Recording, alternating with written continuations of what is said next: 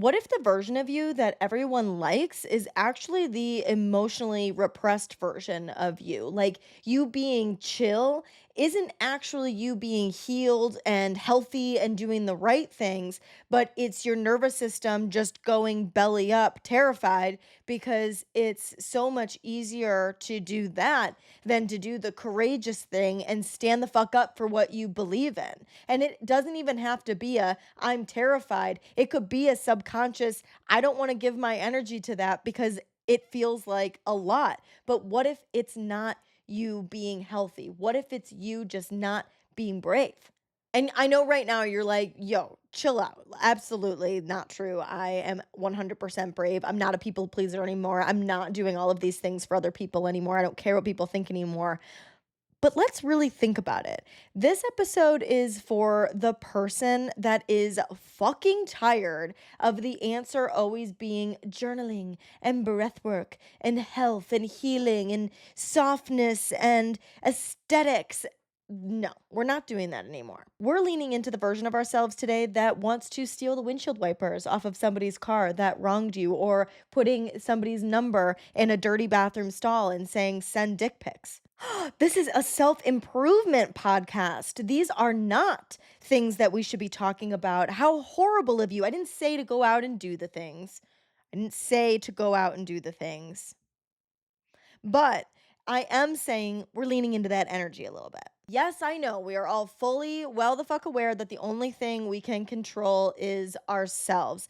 But right now, we are using that as a means to blame ourselves for the things that go wrong. We use it to suppress our emotions and to hyper fixate on healing and doing the right thing and trying to get everything to the most elite, healed, top best version of ourselves that we picture in our head, that we know that we can be. And the only thing that we should be doing, with the knowledge that the only thing we can control is ourselves, is to feel empowered, not to use it as an excuse to beat ourselves with the you're not enough stick. So seriously, let's take a minute to picture what it would really be like to channel all of that obsessive energy and trying to control everything else and channeled it all into trying to control you. Not in a perfectionist, I need to fix it kind of way, but in a how powerful would I be if I was able to fully gain control over who I am, my actions, my emotions, my thoughts, and stop trying to control everything outside of me.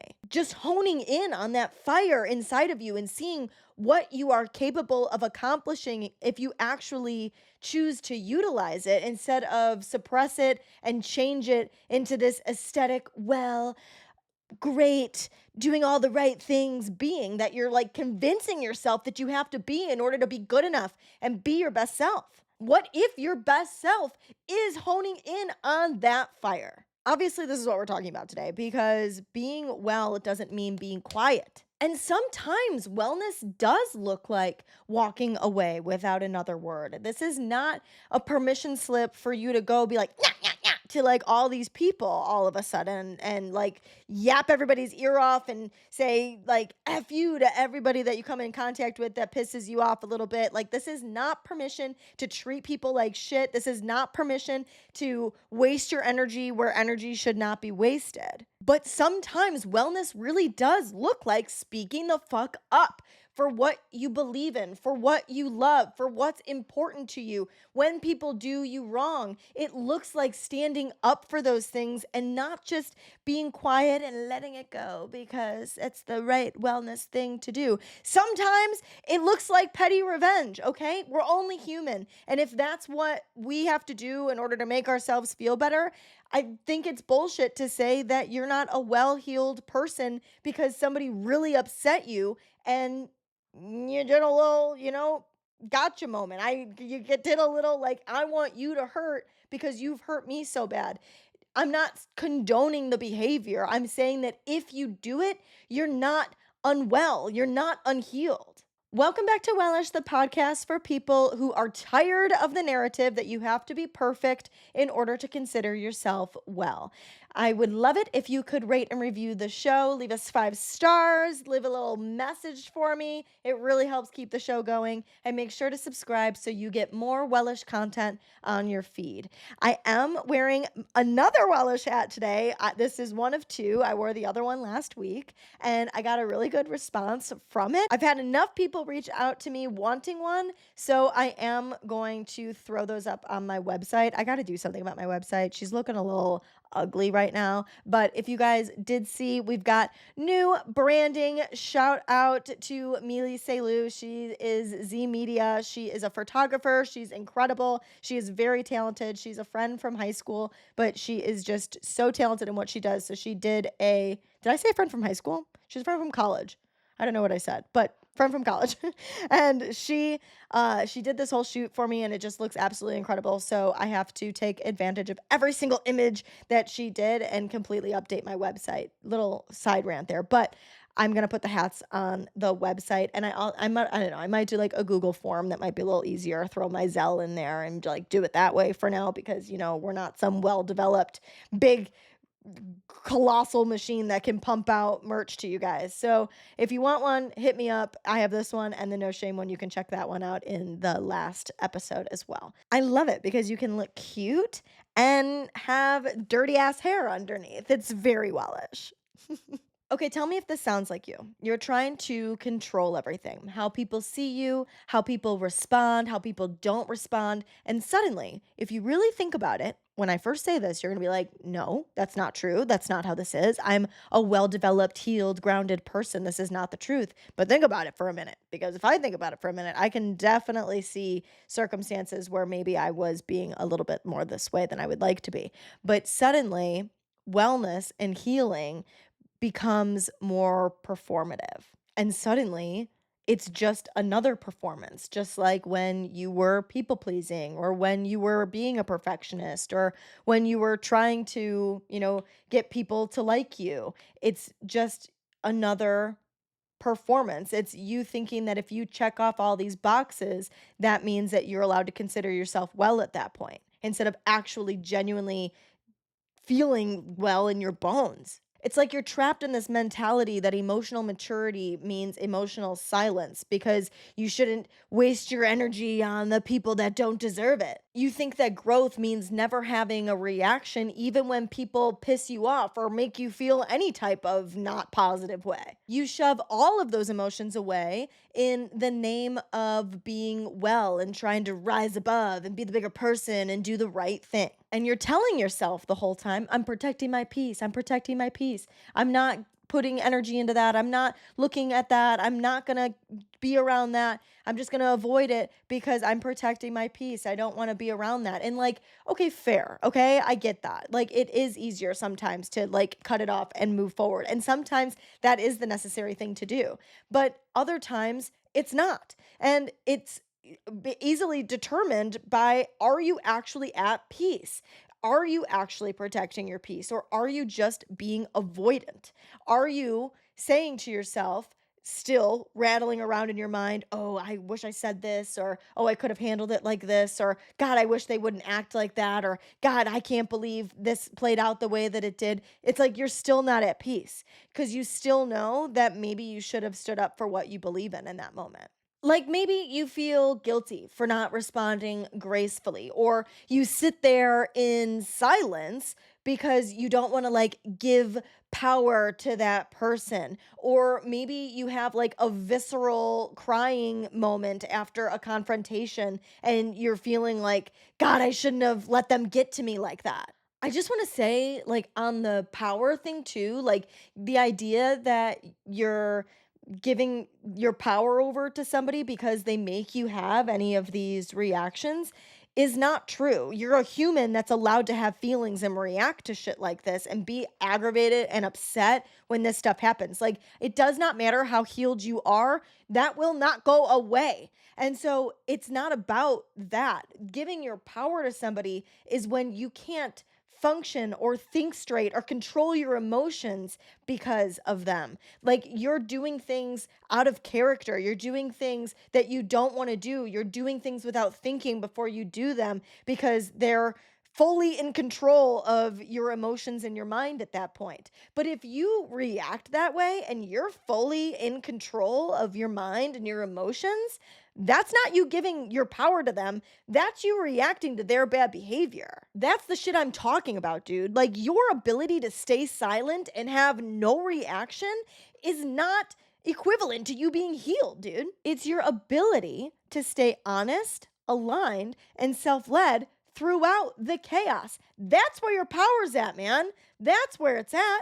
And you don't have to fly off the walls screaming and yelling. Like, that is not what I'm talking about. Unless it calls for it, then it is what I'm talking about. Then it actually is exactly what I'm talking about. If the situation calls for screaming and yelling, and that's your reaction to whatever's happening, and it's honest, aligned, and self led, then so be it. But that's not what I'm talking about. I'm talking about how you can be calm and bold. And let's be real, like, that's so much scarier. Hello? Have you ever like seen that in a movie, heard it in a show, read it in a book, imagined it in your mind how fucking sick it would be to just be like calm and terrifying and bold and like just say like the boldest shit, but saying it like calm as hell? That's terrifying, bro. Like, that's dangerous. That's a bad bitch move. And that is the energy that we are unlocking today. Here's what changes when you stop trying to heal the fire out of you and you start channeling it instead. It allows you to become dangerous in the best way, like in the most badass way. I have a super powerful analogy for you that I think could really change your perspective on this. But if you get it, you'll get it. If you don't, you might not. Hopefully, you still do. But this is for all of my fantasy lovers, okay? I am a huge fantasy novel lover, okay? So this is where this is coming from. I'm picturing strong lead, okay? She's just living her life and then suddenly she finds out she's got these like huge, immense amount of power, okay? She's like got all of this power. When I'm talking power in this analogy, I'm talking about like she can wield lightning, she can throw fire, she can control storms, whatever. Like I'm talking fantasy power, okay? So, let's say she's got this mass amount of power, but she's got no idea how to control it. She's got no capability of doing it. So she's just like whipping power everywhere. It takes over. She can't control any of it. Okay. And then someone comes along in the book and trains her and teaches her how to wield her power, how to control her power so that she can use it at will. And eventually it makes her so much more lethal because she can channel it where she needs it, where she wants it, and uses it with precision. And when she's not using it, a lot of these characters keep it like in some safe space. I have heard this across several fantasy novels that they picture a space inside of their mind. Some of them picture a little treasure chest, some of them picture their childhood bedroom. Whatever safe space that they have to tell themselves that they are locking their power in until they want to use it. And then they open the door just a little bit and let a little bit of the power out and use it where they need to use it. And that's how it goes, unless there's like some huge battle and then they have to unleash like all of this wild power, then that's what you do. That's the same exact concept for this. If you are a person that has tons and loads of empathy, okay? And it causes you to be so upset about other people's opinions. It makes you feel like when things go wrong in other people's lives, it affects how you live your day to day life. You feel super upset when people hurt you because you cannot wrap your mind around why someone would treat you that way, what that must mean about you, why they don't feel any lick of remorse for hurting you or acting the way that they do because you know that your mind works, that you have all of this empathy. You are in this phase that you have this huge superpower of empathy because obviously you would rather be an empathetic person than a not empathetic person. Think about that. Even like on the worst empath, like you are fully people pleaser, fully like cares way too much about what other people think. We would so much rather that be our problem than have the problem of being somebody who literally doesn't give a fuck about other people. Like, that's weird. That's a scary thing to be. So you have this immense amount of power in your empathy, but you have no wielding ability. You have to learn to gain some self control and wield the empathy where it's needed. And again, this could be applicable to literally anything. Maybe you have the rage of 1,000 suns inside of you, okay? Maybe you can just fully freak the fuck out when things go wrong on people. And maybe that is your superpower. Maybe that is something awesome that you are capable of doing that a lot of people are too meek to stand up for themselves. Good for you for being able to unwield your crazy. That's badass. But you can't do it at the grocery store when someone says they voted for the T word, okay? It's just, do we want to do that? Absolutely. But it's, you can't. You can't do that. So you put it in your safe space. You put it in your childhood bedroom. And when somebody says something that you don't like, maybe you crack the door open a little bit and you go, yeah, that's a weird opinion. And you move on.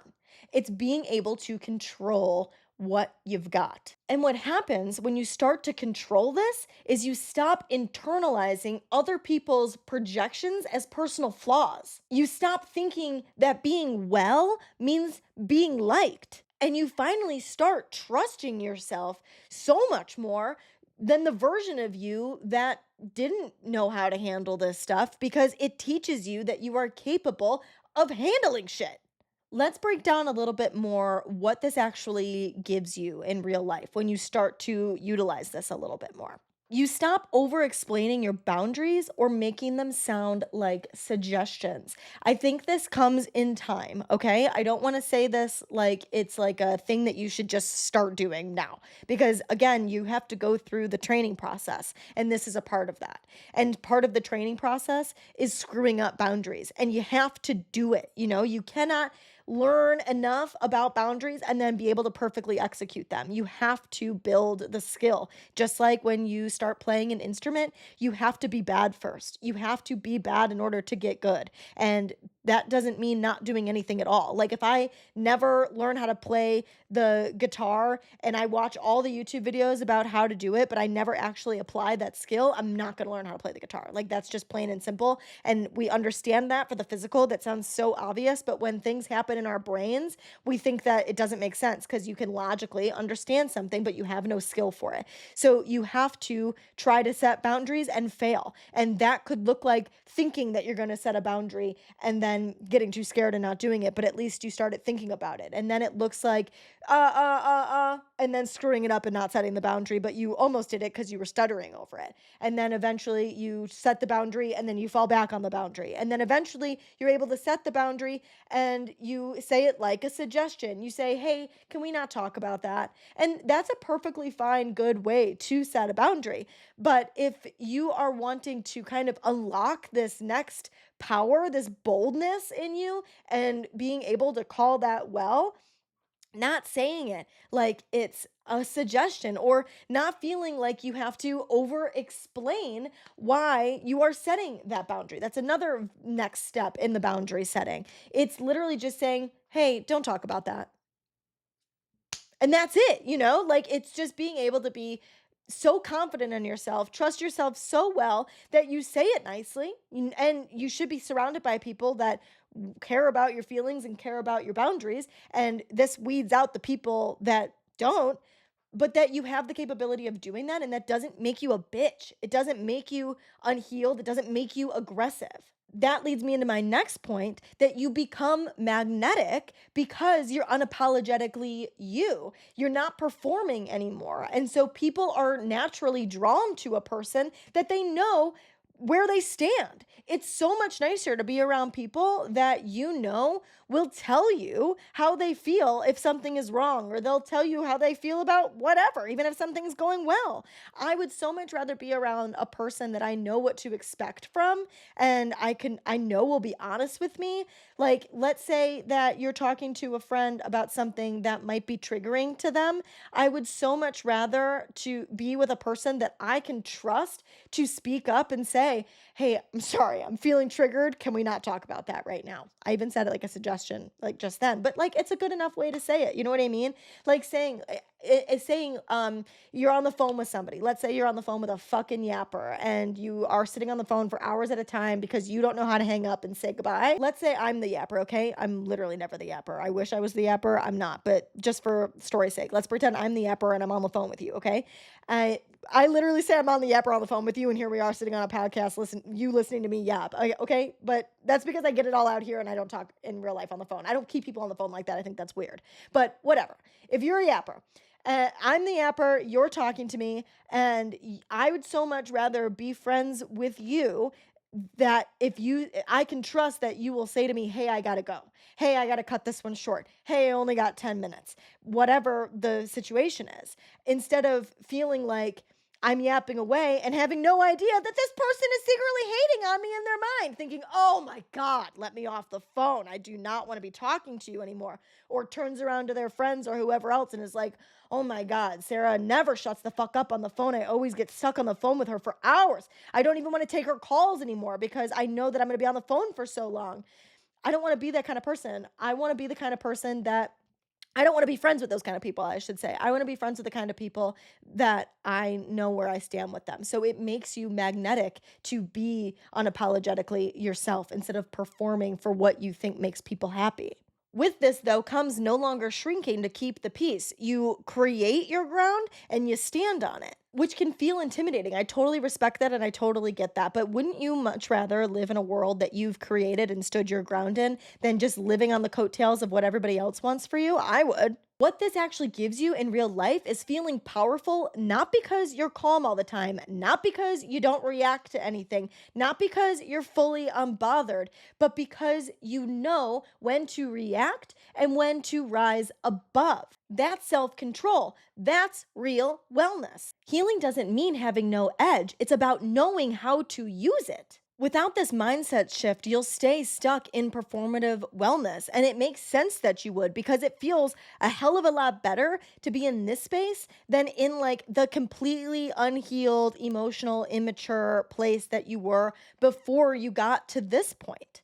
You stay there because you genuinely do feel a hell of a lot better, a hell of a lot more confident, a hell of a lot more at peace than you were before you started implementing anything at all. So it feels good. It feels good enough. You think this is good. I feel better doing it this way and not putting my energy into things that don't matter and just, walking away when things do go wrong, and I'll journal about it and I'll breathe about it and I'll reframe my nervous system to feel better, and that feels better than being out of control like it was before.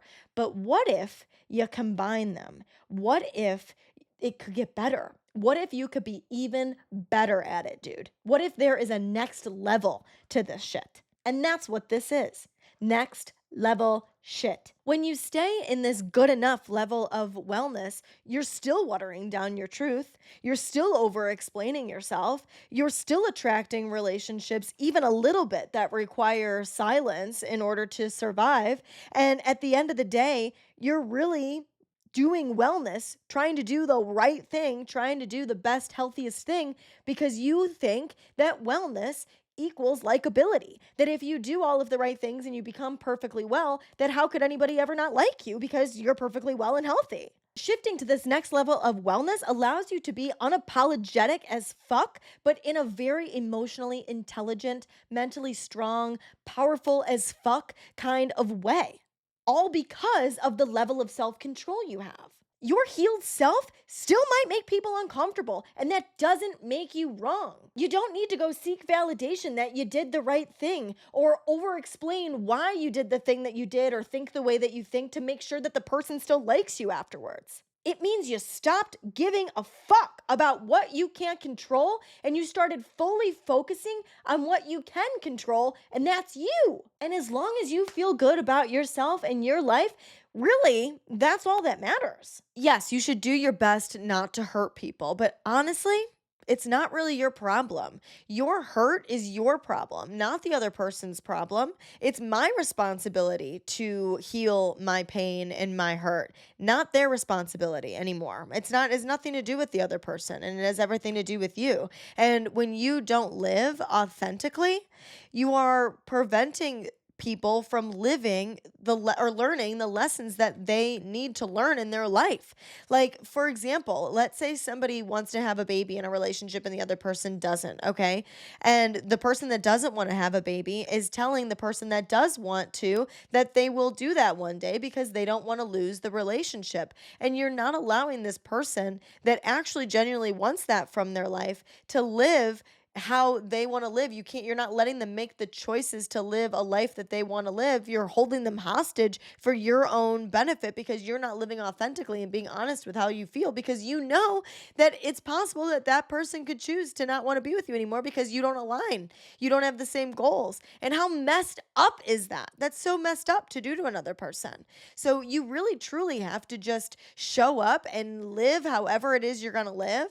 And do not try to hurt people in the process. That's not the goal. We try to act as kindly with as much care as possible. But if things happen that cause that to come along, I hate to say it because, again, coming from that position, but it's really your own problem to fix the things that happen in your life, and you have to just live authentically. This week, I really want you to take inventory and notice where you're watering yourself down. Where are you making yourself smaller, quieter? You're shifting how you do things so that you fit into places, or honestly, because you're afraid of being misunderstood.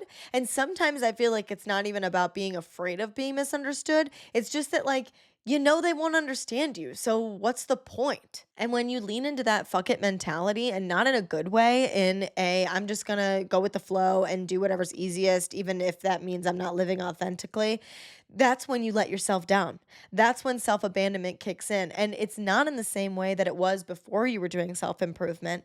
It's not a survival tactic or for safety like you were in the past, but it's just like genuinely out of habit and out of exhaustion for not wanting to like do more to do all of this. It is more complicated to put yourself out there. It takes more courage, so it makes it a little bit harder.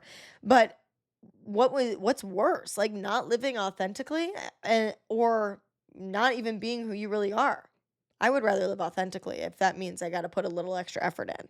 So this week, I want you to call yourself out, however that looks, clearly, gently, loudly, honestly, whatever you got to do, but really pay attention to where you are sacrificing yourself in the name of wellness, because you'll stop it from being from wellness being like this performance that it seems like when you are doing things because you think that's the way you should be doing them, that you act different than how you would if you were just really genuinely being you, if you were being real, if you were living in alignment with how you would just behave at this point in your life today. So if you can notice that and then shift your mentality and ask yourself, what would it be like to utilize my voice as it is for the power that it truly is? Like, who is that person and how would she genuinely show up? And why is that so bad? Okay, guys, make sure to keep your eye out for the Google Doc that will have the information to get the Wellish hats because they're super cute and you should absolutely check them out. And they will be on my website as well when I get to that at some point sometime. Share this with someone you love who thinks they need to stop shrinking their badass self in the name of wellness. And if this hit, make sure to tag me on Instagram or on TikTok. Both of them are at Wellish Podcast, or my personal is at Sarah.Rittendale. You're not too much. You're only just beginning your training in wielding your power, and you're done pretending you're less. I will talk to you guys next Monday.